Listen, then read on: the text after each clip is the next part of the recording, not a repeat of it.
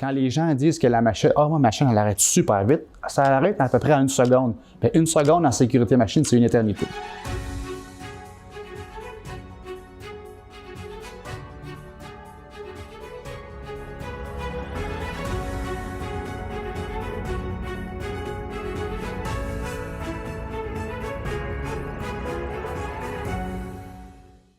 Pour bien comprendre le rideau de sécurité, il faut comprendre un peu c'est quoi les principes de fonctionnement. C'est toujours un émetteur et un récepteur.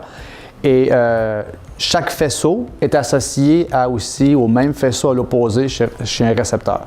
Donc, faisceau 1 à la suite de l'autre va être transféré de l'émetteur vers le récepteur. Ils ne partent pas tous en même temps, ils vont vraiment partir un à la suite de l'autre. Si je mets par exemple ma main dans le rideau, le récepteur ne va pas recevoir ce que l'émetteur lui a envoyé.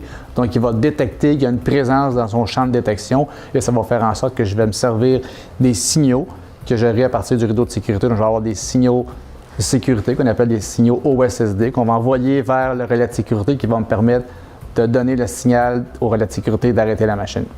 Alors, un autre élément important du rideau de sécurité, c'est qu'il n'y a pas de zone morte au début et à la fin.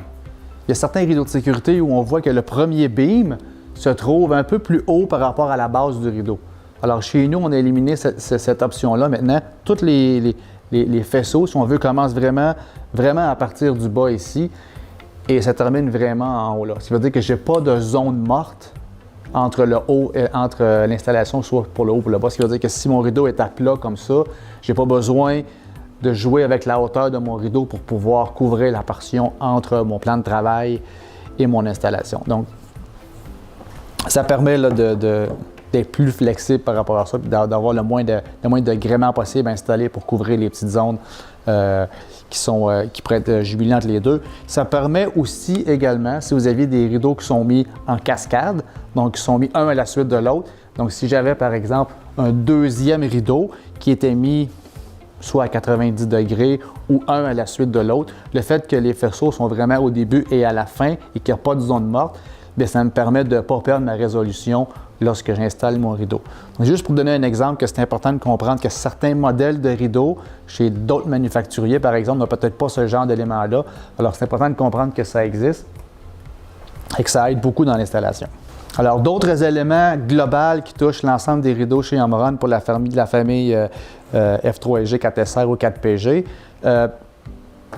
ils sont tous IP67G, ce qui veut dire qu'ils sont résistants à l'huile. Et chez nous, quand on dit IP67G, ça inclut qu'ils sont IP65, IP67 et IP67G. Donc, c'est comme inclusif, là, toute la gamme vient avec. Autre élément, moins 30 à plus 55. Donc, le rideau permet de résister à ces températures-là.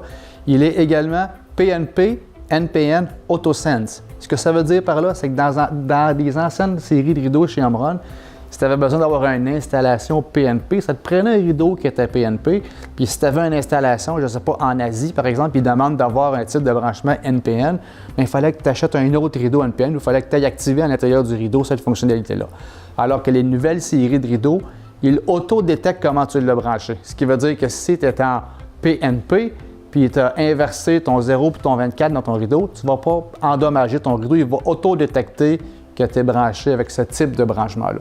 Donc, c'est important de comprendre que ça existe puis que ça évite peut-être un bris ou endommager un rideau.